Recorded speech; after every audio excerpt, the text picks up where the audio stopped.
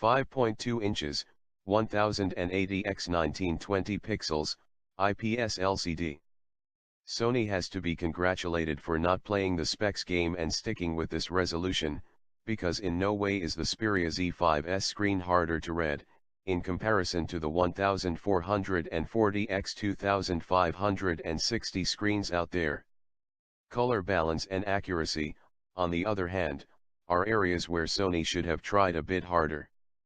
The screen has a significant blue tint, taking some of the life away from images. It's not too bad, though, plus Sony is kind enough to let us adjust display color balance from the settings, meaning there's a way to get a more natural toned image. Outdoor visibility is excellent with the Sony Xperia Z5.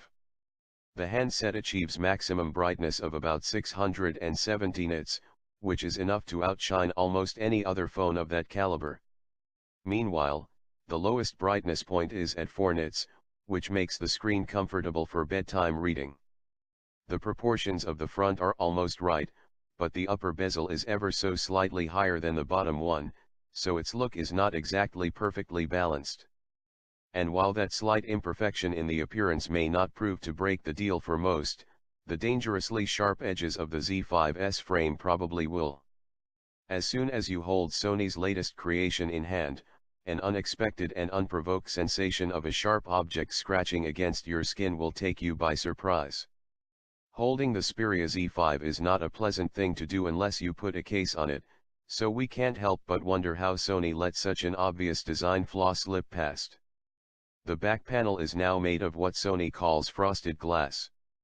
It's basically glass with a matte finish to it, instead of the typical glossy one. It feels very similar to the glass trackpad of a MacBook. Its advantage is that it picks up almost no fingerprints, so it always looks relatively clean. Unfortunately, it's also extremely slippery, unlike glossy glass, making us feel unsure if we prefer it that way. The peculiarities never end with the Xperia Z5's design. If you take a closer look at the images, you'll notice the weird positioning of the volume keys, which